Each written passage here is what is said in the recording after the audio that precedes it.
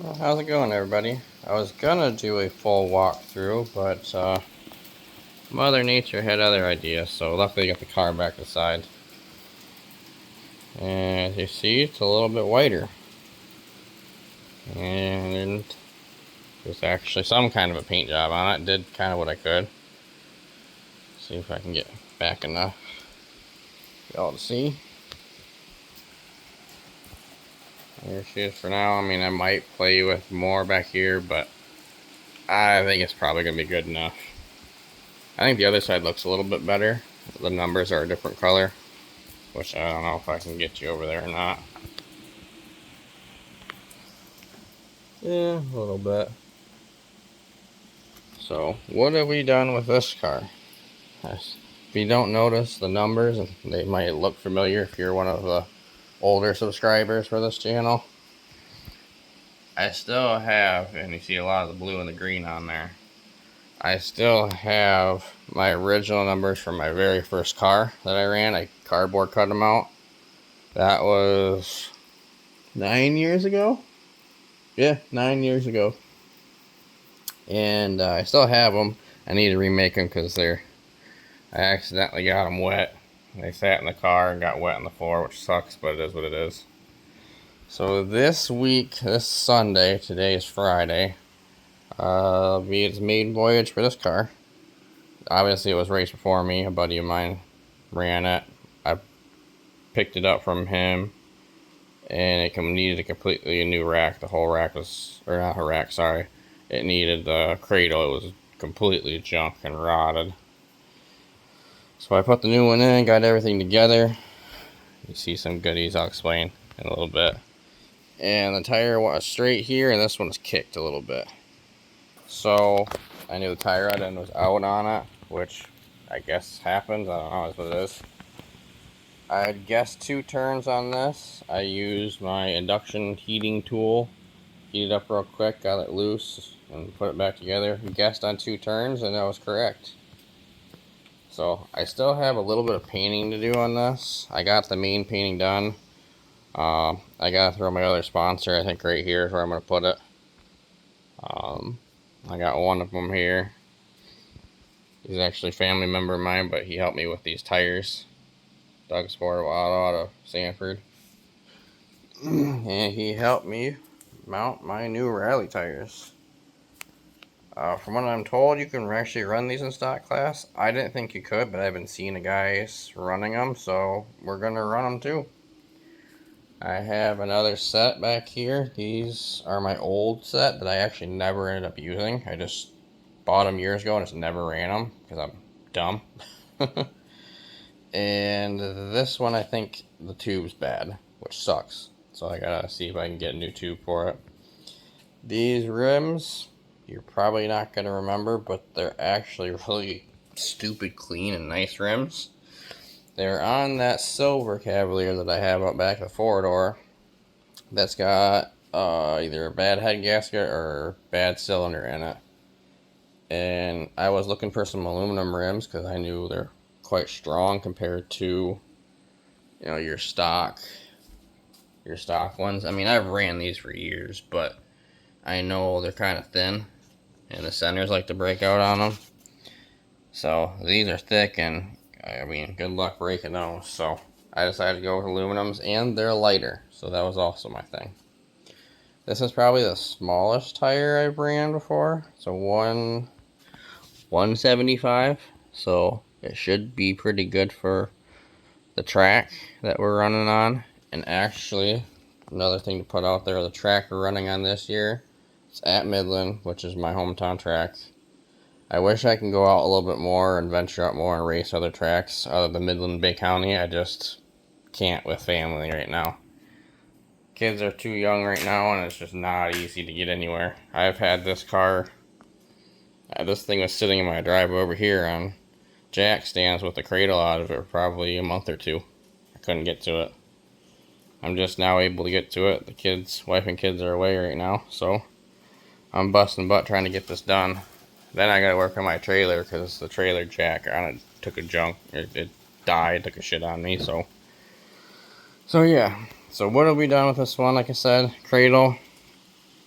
Tires, tie rod end I fixed. Under the hood, this is the second power steering pump I put into it because I thought the other one was bad. I was hoping that it was bad. I think it is the rack that's actually bad. I have another one, but I'm not going to put it in. I have probably the time, but I don't feel like it. We're just going to run it out there like it is. Inside, our battery box is in, our secondary ground is in, because this car, for whatever reason, doesn't like to start. So you get another ground on it and it's happy. I still got to get 2 bolts or nuts for that. Our 5-point harness is in. I've done the trick on this for your slap shift. So that's done. E-brake, I like it close to me. So I moved that closer to me. And I still wish it was a little tighter. I mean, there's a lot of throw to it. I'd rather just be quick.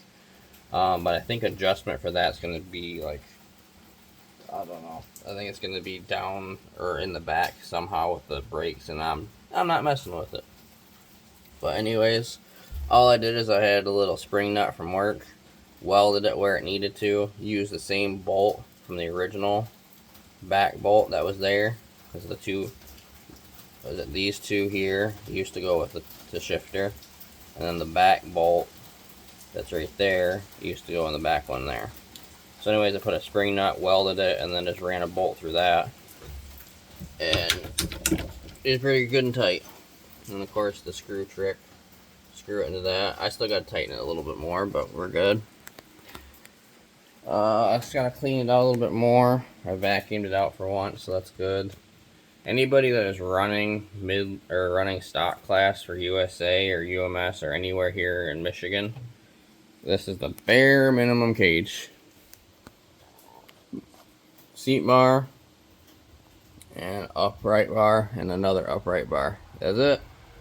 All you need. And then your outer door protection, which is soon I'm gonna build another one, another car with a different cage in it and a bolt-in cage, and it's gonna save me so much more time. But for now, this is gonna just be the quick setup for now. Let me see what else.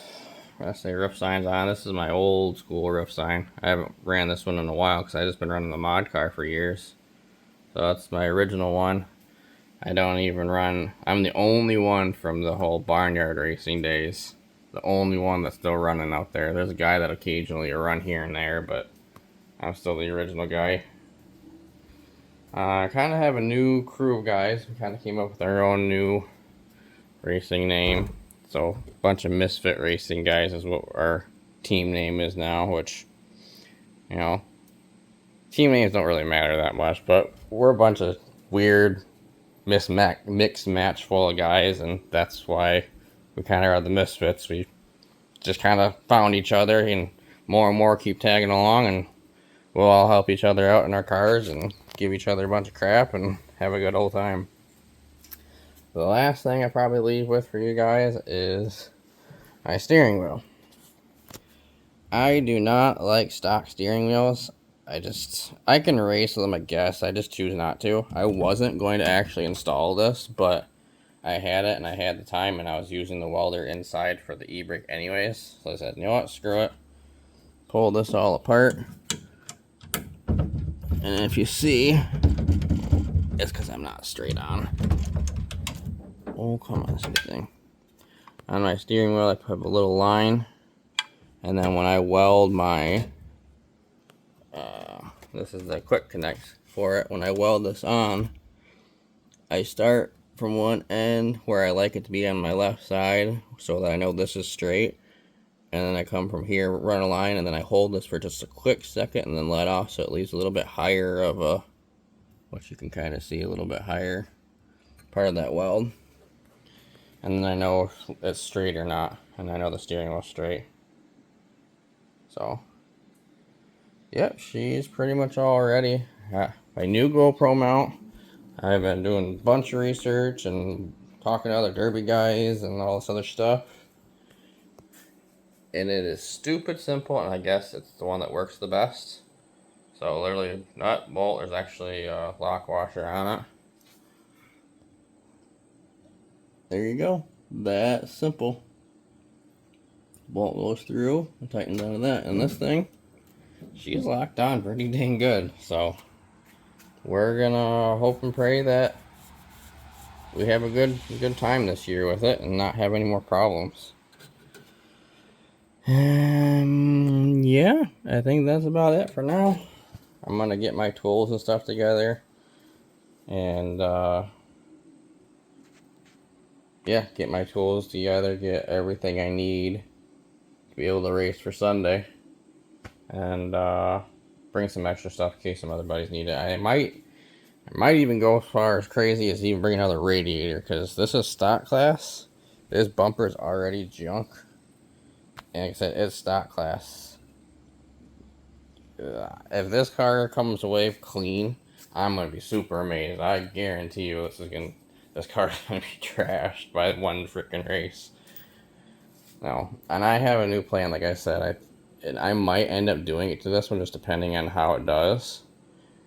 Oh, taking the front or the back where the spare tire used to be, pushing that all the way up, cutting the frame, pulling this all up, take the trunk lid off, pull the sides in, flip the trunk over, weld it, bolt it however I need to, get it attached so that it goes from that to like this, even maybe even shorter, even past this antenna, even shorter. It's kind of my plan. We're gonna see what ends up happening, but we're just gonna have some fun with it. It's nice to finally be able to have a garage again. I've never had a garage here. I've had it, but it's always been full of just stuff when we moved in, and we never have been able to kind of get back to cleaning it. Like, for the most part, all this crap. I mean, obviously not the ladders and some of the stuff, the generator not, but like all this crap, all of that is rummage or to be put on marketplace or to be sold. I don't want any of it. Time to get rid of some stuff. So, anyways, getting off topic, but yeah, there she goes. Hopefully, we'll do good. I ripped it up and down the road a little bit, and this thing's fast. I think this thing's even faster than my mod car, which in theory should be. It's much lighter and it's the faster motor. I also whipped the e-brake real quick. You might be able to, yeah, there just a little bit, right there in the middle. Just real quick, I just gunned it and went like that to see what it would do, and it locked up pretty good, so I think we're going to do well. It's going to be a little bit of a learning curve. I think this is going to be a lot like the Cobalt that I had, but this one is just going to feel more comfortable to me. I'm probably not going to like how the e-brake and how it works, but that's okay. I'm going to figure out where I want to adjust it later, and eventually, if I just say, you know what, it needs to move forward a little bit, I'll just weld the stupid thing where it needs to be, and when the time comes and I have to cut it loose, I will. But I'm trying to get a feel for stock class, and I think we're gonna be able to have a good time with it. So this door, you see, or I tried pulling it out. I had a video, but I wasn't gonna post it because it's just me trying to yank this door out, and it was not gonna go. This door literally was way out. I mean, this door was popped out to at least there. My trick for these cars is really long self-tappers, and then not just the self-tappers, but then I actually got to get that out of there. I had a ratchet strap pulling this door shut, and then use the really long self-tappers, which, where do I have any? I thought there's some. Oh, over there. Hold on. I'll walk around for you. These guys, I don't know, 3-inch, give or take. And they're the thicker ones, about 1/4 inch.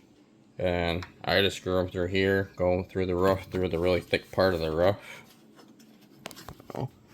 If you can see over there, the really thick part of it, and grabs a couple different layers. I've yet to have one of these pull out.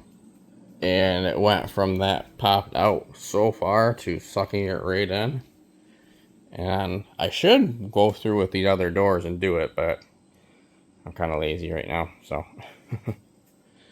And then, yeah, these are jumper cables. I don't care for it, but it's what it is. It's how I'm going to run it for now, and until they cause me a problem, I'm just going to leave it. I'm going to go pretty, like with this car, I want to go as cheap as I can, just because it's got some issues, and it's just not going to be the brand new car and the brand new build that I wanted, but that's okay. I mean, let me think. But the tires, let's say the car was $300. The tires were 110, and then the tubes were like 70.